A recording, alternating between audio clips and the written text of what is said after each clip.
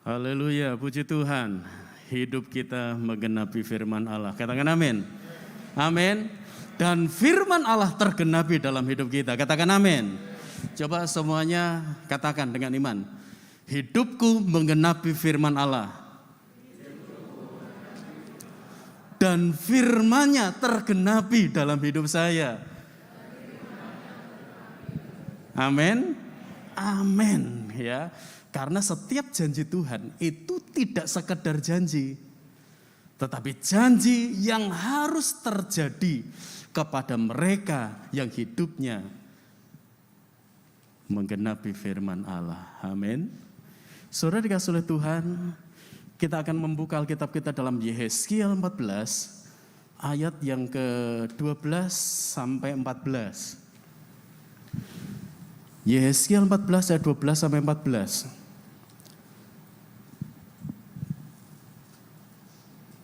Kita baca sama-sama, 2, 3. Kemudian datanglah firman Tuhan kepadaku, hai anak manusia, kalau sesuatu negeri berdosa kepadaku dan berubah setia, dan aku mengacungkan tanganku melawannya dengan memusnahkan persediaan makanannya dan mendatangkan kelaparan atasnya, dan melenyapkan dari negeri itu manusia dan binatang, ayat 14, biarpun di tengah-tengahnya berada ketiga orang ini, yaitu Nuh, Daniel, dan Ayub, mereka akan menyelamatkan hanya nyawanya sendiri karena kebenaran mereka. Demikianlah firman Tuhan Allah. Saudara, dari ayat ini dijelaskan kepada kita bahwa keselamatan itu tanggung jawab masing-masing. Walaupun di situ ada orang yang dikasihi Tuhan, tetapi keselamatan urusan pribadi. Dalam satu keluarga, kalau ini dikatakan dalam satu bangsa, dalam satu komunitas yang lebih luas, ketika bangsa ini berubah setia, walaupun ada Nuh, Daniel, dan Ayub, yang selamat cuma Nuh, Daniel, dan Ayub. Dalam satu keluarga, skup yang lebih kecil lagi, ketika satu orang, dua orang di dalam keluarga itu dekat dengan Tuhan, dan sebagian yang lagi berubah setia kepada Tuhan, hanya yang dekat dengan Tuhan yang akan diselamatkan. Peringatan ini kelihatannya sederhana tapi keras, saudara. Ternyata kita tidak bisa nunut, orang Jawa bilang. Kita tidak bisa nebeng. Kita tidak bisa nanti kalau orang tuaku selamat, aku pasti ikut selamat, aku anaknya. Ya. Kalau anakku diselamatkan, anak akan berbakti dengan orang tua. Pasti saya sebagai orang tua ikut diselamatkan. Tidak, saudara. Keselamatan urusan masing-masing. Jadi berjuanglah. Amin. Usahakan, perjuangkan untuk keselamatan ada dalam kehidupan kita. Sekarang pertanyaannya begini, saudara. Mengapa Tuhan kasih contoh sekalipun ada Nuh, Daniel, dan Ayub? Kan tokoh banyak. Tetapi secara unik, kenapa Tuhan menyebut 3 tokoh ini, saudara? Yang pertama yang kita bisa lihat adalah ketiganya itu adalah pribadi yang sangat setia dengan Allahnya. Sangat setia dengan pribadi yang dia sembah, yang mereka sembah. Pribadi yang mereka katakan dia Tuhan, dia Allah, Yehova. Ya. Kalau kita sebagai orang perjanjian baru di akhir zaman, Tuhan Yesus Kristus, hanya dia. Ya. Jadi ketiga orang ini adalah pribadi yang sangat setia dengan Allahnya. Nuh setia melakukan tepat seperti apa yang diperintahkan Tuhan. Kejadian 6 ayat 22. Ya. Coba kita baca. Kejadian 6 ayat yang ke-22. Lalu Nuh melakukan semuanya itu tepat seperti yang diperintahkan Allah kepadanya. Demikianlah dilakukannya. Nuh itu orang yang setia melakukan dengan tepat apa yang diperintahkan Tuhan. Kemudian Daniel. Daniel itu pribadi juga yang setia dalam doa dan penyembahan.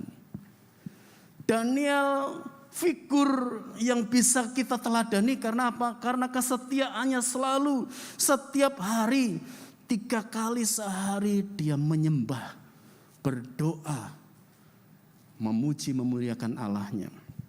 Kemudian Ayub orang yang setia di tengah-tengah proses pencobaan yang berat. Ayub dimiskinkan loh saudara. Ayub dimiskinkan oleh iblis.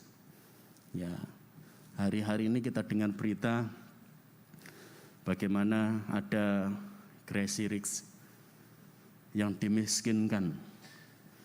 Kenapa? Karena menjadi afiliator perjudian. Ya,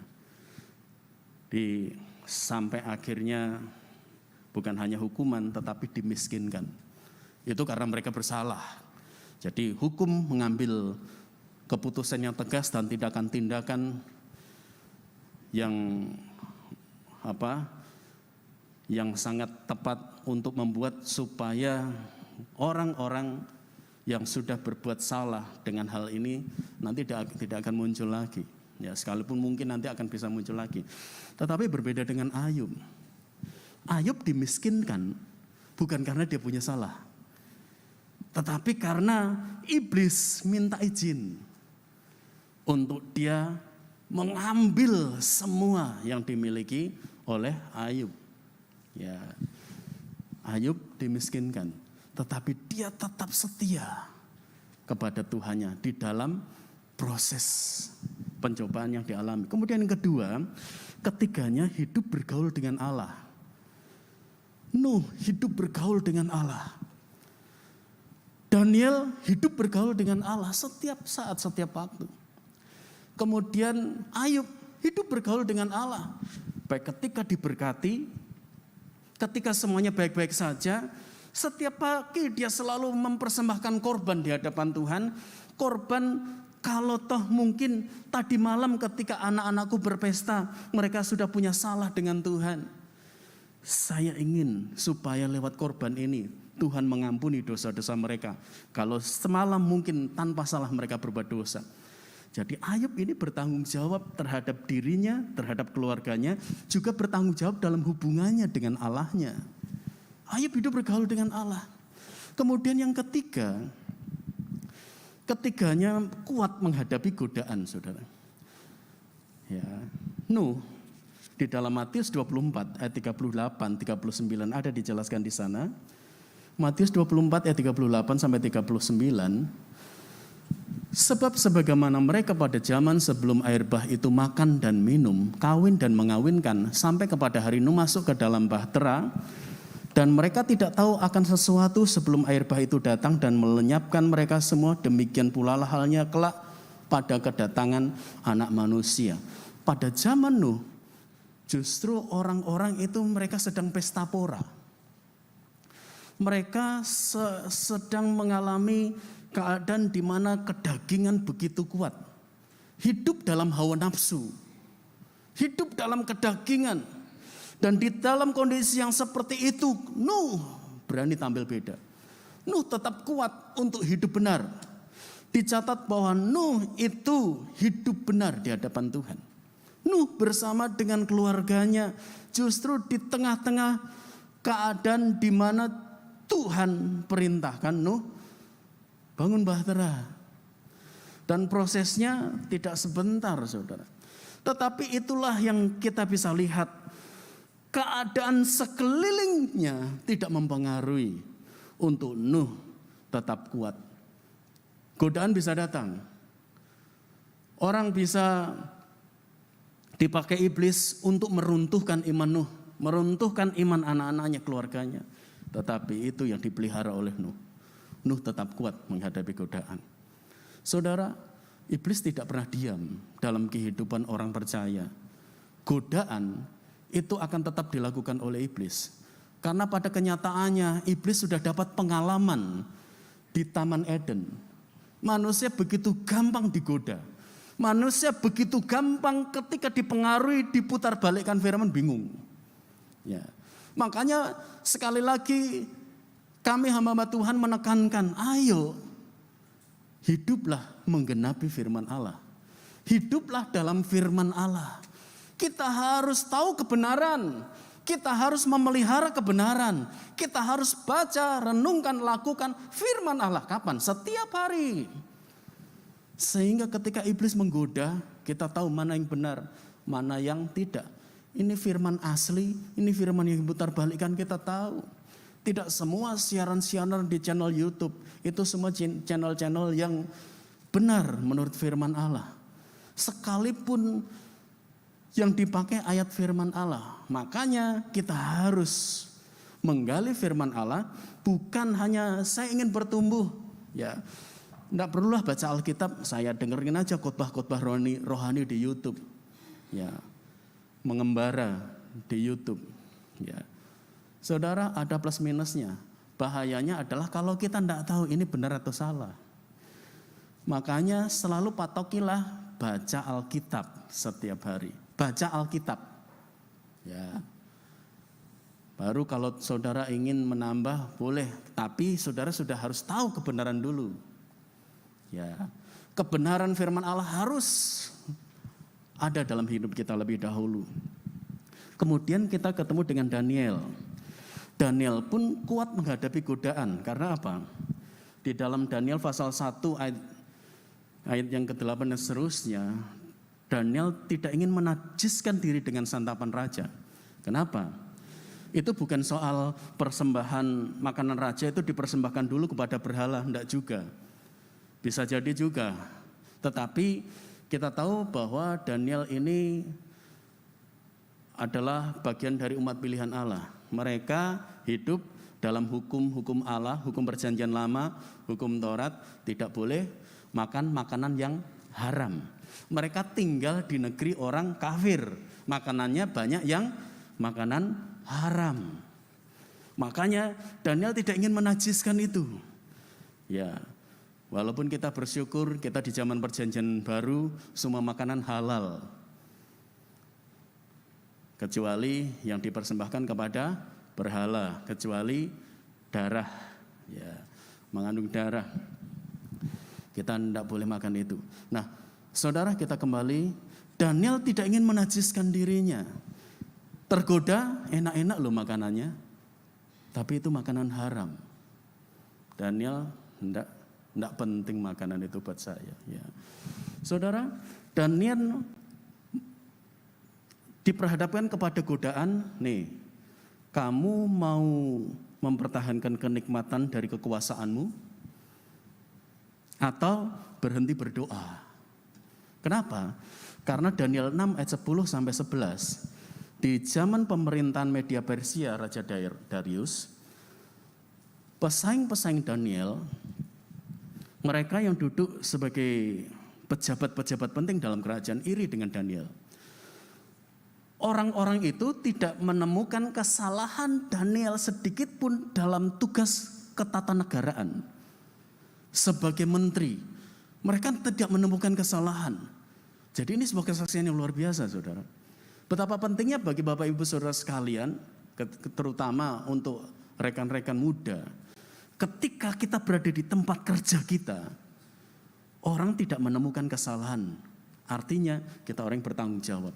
Kita punya loyalitas terhadap tempat di mana kita kerja. Nama Tuhan dimuliakan dalam hidup kita. Mereka tidak menemukan kesalahan dalam diri Daniel. Ya, sampai akhirnya mereka putar otak bagaimana caranya. Oh, ada satu yang kita bisa kalahkan. Daniel ini punya kehidupan doa. Yuk kita bikin supaya raja membuat undang-undang. Undang-undangnya apa? Dalam 30 hari, kalau ada orang yang menyembah dewa atau menyembah orang lain atau melakukan permohonan kepada orang lain selain kepada raja, gua singa. Ya. Dan ayat 10 coba kita baca, Daniel 6 ayat 10 sampai 11. Sebab itu Raja Darius membuat surat perintah dengan larangan itu. Ayat 11. Demi didengar Daniel bahwa surat perintah itu telah dibuat, pergilah ia ke rumahnya, Dalam kamar atasnya ada tingkap-tingkap yang terbuka ke arah Yerusalem. 3 kali sehari ia berlutut, berdoa, serta memuji Allahnya seperti yang biasa dilakukannya. Seperti yang biasa dilakukannya. Ketika semua aman, dia lakukan itu. Ketika dia sedang terancam, dia lakukan itu. Ya. John Wesley pernah berkata ketika ditanya, kalau misalnya hari ini Tuhan datang, kira-kira apa yang akan Bapak lakukan? Saya akan tetap melakukan seperti yang biasa saya lakukan. Saya akan tetap juga berdoa, saya akan tetap menyembah seperti yang hari-hari yang sudah saya lewati yang saya lakukan. Ya. Banyak kali anak-anak Tuhan ketika ditanya, kalau misalnya nih sebentar siang Tuhan datang, kira-kira mau apa? Panik, saudara. Wah, saya masih belum beres, saya masih banyak dosa, saya masih belum layak kayak masuk surga, belum layak ketemu Tuhan bagaimana? Enggak, saudara. Saya kira enggak ada di sini, katakan amin. Kita terbiasa membangun hubungan dengan Tuhan, amin. Jadi dalam keadaan terjepit atau baik-baik saja, kita tetap melakukan hal yang sama. Entah dalam keadaan di mana sebentar lagi Tuhan datang, ya, kita tetap melakukan seperti yang biasa kita lakukan. Ini yang dilakukan oleh Daniel. Terancam. Dia punya kekuasaan. Dia orang penting. 3 pemerintahan dia selalu terpilih untuk menjadi orang penting. Ya, bahkan dia termasuk kepala dari para menteri. 3 pemerintahan luar biasa. Dan dia menikmati posisi itu. Ada kenikmatan dalam kekuasaannya. Tetapi ketika ada undang-undang, dan undang-undang itu sudah disepakati ancamannya gua singa, Daniel tetap memilih Tuhan yang terutama. Hubunganku dengan Tuhan itu lebih dari segala-galanya. Amin, saudara. Amin, saudara. Ada banyak hal yang iblis akan lakukan untuk menggoda anak-anak Tuhan. Ayo, tinggalkan agamamu, jabatanmu naik. Ayo tinggalkan kekristenanmu, maka semuanya akan aman, lancar. Sudah waktunya kita mengambil keputusan dari sekarang. Kita mau setia dengan Tuhan atau kita mundur dari Tuhan. Karena tidak ada mengiring Tuhan setengah-setengah setia. Nanti dah. Tidak apa-apa, yang penting Tuhan tahu hati saya. Walaupun orang lihat saya kelihatannya begitu, tapi dalam hati saya cinta Tuhan kok. Saya takut Tuhan kok. Tidak, saudara. Ya, dulu mungkin kita bisa lakukan itu. Tetapi setelah kita ketemu dengan kebenaran, kita tidak bisa lakukan itu. Ya, kudus, najis, cemar, benar-benar berdosa. Tidak ada juga dosa kecil, dosa besar juga tidak ada. Ya. Kemudian kita ketemu dengan Ayub. Ayub diberkati Tuhan ketika sebelum mengalami dimiskinkan, kita pakai istilah itu, saudara. Di posisi yang seperti itu, Ayub bisa saja dia sombong rohani, saudara. Karena apa? Lihat, hubungan saya dengan Tuhan baik, saya diberkati luar biasa. Bahkan semakin bertambah, anak-anak saya, anak-anak yang cantik-cantik, anak-anak saya ganteng-ganteng, dan semuanya istimewa. Ya. Ayub digoda ketika iblis berkata kepada Allah, itu karena engkau menaruh pagar kepada Ayub. Dia bisa saleh, jujur, takut Allah, menjauhi kejahatan. Tapi coba kalau pagar itu engkau cabut, ulurkan tanganmu, sentuh semua yang dia miliki, maka dia akan meninggalkan engkau, dia akan mengutuki engkau, Tuhan. Ya, iblis diizinkan untuk menyentuh harta bendanya. Dan dalam keadaan kaya raya, kecukupan, ya, Ayub ketika dimiskinkan oleh iblis, dia bisa aja mengutuki Allahnya. Karena apa? Karena dia berada dalam kondisi yang baik-baik saja. Ya. Dia menikmati kenikmatan hidup. Tapi ini yang kita bisa lihat dalam diri Ayub. Dia justru pilih sabar di tengah proses. sabar di tengah proses. Saudara, kita tidak tahu dari Kejadian 1 sampai dari Ayub pasal 1 sampai dengan Ayub pasal 42 makan waktu berapa lama proses Tuhan. Ya. Tetapi kita tahu Ayub dengan jangka waktu proses yang begitu panjang dengan segala penderitaan, tekanan, bahkan sahabatnya sendiri berkata, kamu begini karena kamu berdosa kepada Allah. Ya. Bahkan saudara atau sahabat-sahabatnya yang menemani dia malah menuduh dia, kamu minta ampun, kalau kamu minta ampun dipulihkan. Padahal posisi Ayub tidak seperti itu, saudara. Ya. Jadi tekanan mentalnya, apalagi muncul borok, itu tidak nyaman, tidak baik-baik saja. Tetapi lihat, dia pilih sabar dalam prosesnya. Dan kalau kita perhatikan apa yang dialami oleh Nuh, Daniel, dan Ayub, ini seperti pencobaan dialami oleh Yesus di padang gurun. Ya. Tidak kebetulan, saudara. Tuhan menyebutkan di dalam Yesaya ada Nuh, Daniel, dan Ayub. Kita lihat di dalam peristiwa yang dialami oleh Nuh. Dikatakan tadi, di zaman Nuh orang makan minum, kawin mengawinkan. Ini keinginan daging. Seperti pencobaan pertama yang dialami oleh Yesus. Ketika Yesus lapar, iblis berkata, ubah aja batu itu jadi roti. Ini keinginan daging. Ya. Kemudian yang dialami oleh Daniel, kenikmatan kekuasaan, kenikmatan dunia ini, memiliki kekuasaan. Ini keinginan mata. Ketika Yesus dicobai di atas,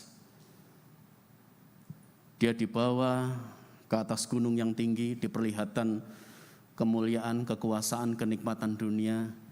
Dan iblis berkata, semua kekuasaan, kenikmatan ini akan aku berikan kepadamu kalau engkau sujud menyembah aku. Ya. Kemudian Ayub, dia bergelimang harta. Dengan keadaan yang seperti ini, kita bisa melihat dalam pencobaan Tuhan Yesus ketika dia dibawa ke atas bumbungan bait Allah. Di situ dikatakan, jatuhkan dirimu. Ya. Maka malaikat akan menatang engkau. Yang dipakai iblis juga firman Allah. Ya. Tujuannya apa? Kalau Yesus menjatuhkan diri, orang banyak ada di bawah bait Allah, maka disitulah muncul keangkuhan. Ya. Iblis ingin buat supaya Yesus akhirnya terjebak oleh keangkuhan hidup. Ya. Tapi Yesus tidak lakukan. Semua pencobaan dilawan dengan firman. Jadi betapa pentingnya firman itu ada dalam kehidupan kita. Dan ketika saya buka dalam 1 Yohanes 2 ayat 15 sampai 17. Ya, coba lihat 1 Yohanes 2 ayat 15 sampai 17. Janganlah kamu mengasihi dunia dan apa yang ada di dalamnya. Jikalau orang mengasihi dunia, maka kasih akan Bapa tidak ada dalam orang itu. Saudara, mengasihi dunia berarti tidak akan mengasihi Bapa. Mengasihi Bapa pasti tidak akan mengasihi dunia. Ya, ini bukan 50-50, tetapi satu keputusan, mau pilih mengasihi dunia tapi kehilangan Bapa, atau mengasihi Bapa kehilangan dunia. Ya. Dan lihat di dalam ayat 16, sebab semua yang ada di dalam dunia yaitu keinginan daging. Keinginan daging itu yang tadi disebutkan Nuh. Orang makan minum, kawin mengawinkan. Ya. Kita bisa melihat bahwa ini tidak kebetulan Allah menyebutkan ada Nuh. Ya. Kemudian dan keinginan mata, Daniel, kekuasaan, pencobaan Yesus ketika diperlihatkan kekuasaan dunia ini. Serta keangkuhan hidup. Ya. Keangkuhan hidup yang dialami di zaman Ayub. Ya. Akhirnya orang berohani, akhirnya orang diberkati. Ya, sehingga meremehkan yang lain, merendahkan yang lain. Ya. Ataupun juga di dalam peristiwa ketika kalau toh misalnya Ayub dikuasai oleh keangkuhan hidup ketika dia dimiskinkan dan istrinya berkata, mendingan kutuki Allahmu dan matilah engkau. Ya, saya kira iblis yang berbicara lewat mulut istrinya, saudara. Karena itu yang sudah dikatakan oleh iblis ketika menghadap kepada Allah. Ya. Tapi perhatikan, Ayub tidak dikuasai oleh keangkuhan hidup. Ya, kalau sudah enak-enak, kalau kekurangan menyalahkan Tuhan, enggak, itu tidak dilakukan oleh Ayub. Ya. Dan inilah 3 bagian besar yang ada di dunia ini. Keinginan daging, keinginan mata, keangkuhan hidup. Ini, makanya pencobaan Tuhan Yesus terdiri dari 3 bagian ini. Karena inilah yang menjadi sasaran empuk untuk iblis melancarkan, merusak iman anak-anak Tuhan. Kehancuran terjadi di 3 poin penting ini. Ini 3 poin besar. Karena ketika orang memiliki atau mengasihi dunia, orang ini pasti dikuasai keinginan daging, keinginan mata, keangkuhan hidup. Ayat 17, dan dunia ini sedang lenyap dengan keinginannya, tetapi orang yang melakukan kehendak Allah akan tetap hidup sampai selama-lamanya. Nah, saudara dikasih oleh Tuhan, ketika tokoh ini, Nuh, Daniel, dan Ayub, tidak ngerti hasil akhir perjuangan mereka itu seperti apa, tidak ngerti. Ya. Tetapi kita lihat mereka tetap mempertahankan kesetiaannya, mereka tetap mempertahankan ketaatannya, mereka tetap mempertahankan kekuatan pengharapannya kepada Tuhan. Pagi hari ini saya tidak tahu apa yang saudara alami, hanya saudara dan Allah yang tahu. Ya. Mungkin saudara belum tahu hasil akhir dari proses yang kita alami hari-hari ini seperti apa. Tetapi Tuhan sudah menunjukkan satu teladan dari 3 tokoh penting ini. Nuh, Daniel, dan Ayub. Mereka tetap berjuang dengan kesetiaannya. Mereka tetap berpengharapan kepada Allahnya di segala situasi, di segala keadaan. Jangan pernah menyerah. Mereka orang yang tetap berjuang. 100 tahun Nuh harus berjuang untuk melakukan tepat seperti yang diperintahkan oleh Tuhan. Daniel tetap berjuang, kekuasaannya, jabatannya dipertaruhkan. Bahkan bukan hanya kehilangan jabatan, dia juga bisa kehilangan nyawa. Karena apa? Goa singa. Ayub. Semuanya sebuah proses yang makan waktu yang tidak pendek. Ya, makan waktu yang panjang. Tetapi lihat saudara, mereka tetap percaya bahwa Allahnya tidak meninggalkannya. Mereka orang yang tetap kuat. Mereka berkata, kekuatan di hidupku, ku dapat di dalam Engkau Tuhan. Kekuatan kita dari Tuhan. Kekuatan di hidupku, ku dapat di dalam-Mu. Kau teguhkan hatiku, tiada yang mustahil bagi. Sekali lagi, kekuatan di hidupku, kekuatan di hidupku, ku dapat di dalam-Mu, ku dapat di dalam-Mu. Kau teguhkan hatiku, tiada yang mustahil bagimu. Saudara, 2 Timotius 2 ayat 1 di sana dikatakan, sebab itu anakku, jadilah kuat oleh kasih karunia dalam Kristus Yesus. Jadilah kuat, jadilah kuat. Jangan menyerah. Jangan putus asa karena Allah menyertai saudara. Allah menyertai saudara. Allah menyertai saudara. Dan kalau Dia menyertai, mujizatnya pun akan mengiringi perjalanan hidup kita. 3 tokoh ini mereka percaya. Bukan berdasarkan apa yang mereka lihat. Karena yang mereka lihat gua singa. Yang mereka lihat adalah penderitaan. Yang mereka melihat adalah intimidasi. Yang mereka lihat adalah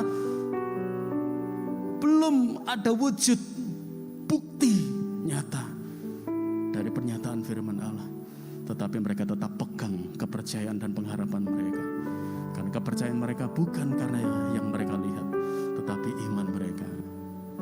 Sebab aku percaya bukan karena melihat.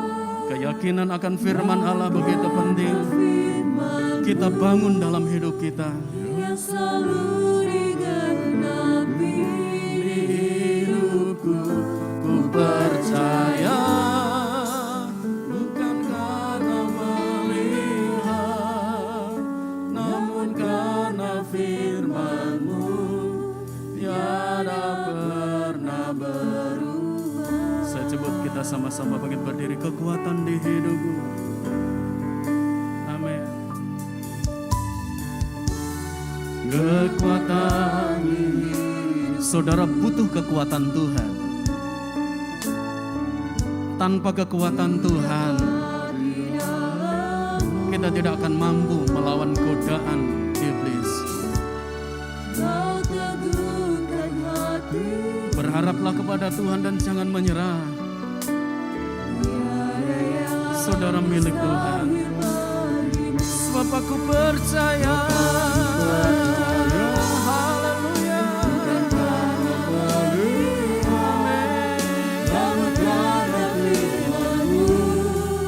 Yang selalu digenapi. Ku percaya bukan karena melihat. Percayalah, percayalah. Amin.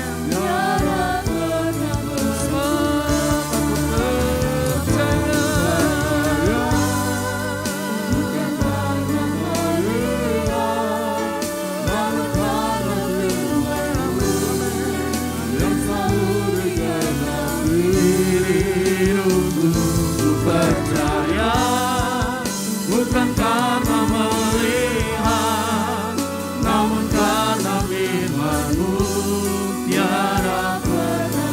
Sebab aku percaya. Amin. Percayalah saudara, jangan ragu, percaya, tetap yakin, tetaplah pertahankan kekuatan saudara di hadapan Tuhan. Percayalah kekuatannya dilimpahkan. Saudara akan melihat mujizat. Amin, amin, amin. Saudara akan mengalami mujizat. Sebab aku percaya bukan karena melihat, namun karena firman-Mu yang selalu digenapi. Percaya bukan karena melihat, karena firman-Mu tiada pernah berubah.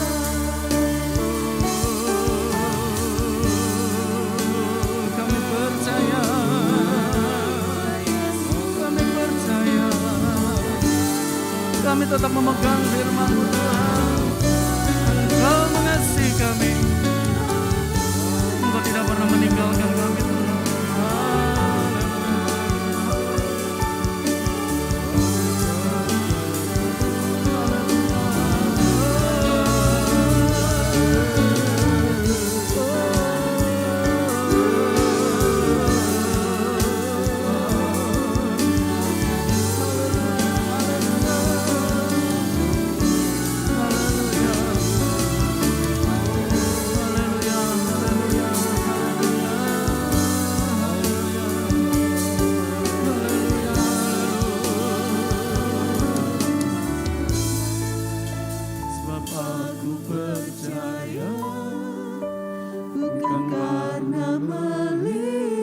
Percayalah, Tuhan menuntun hidup kita. Percayalah Tuhan memegang tangan kita. Percayalah Tuhan mengasihi saudara. Percayalah hidup saudara dipulihkan oleh Tuhan.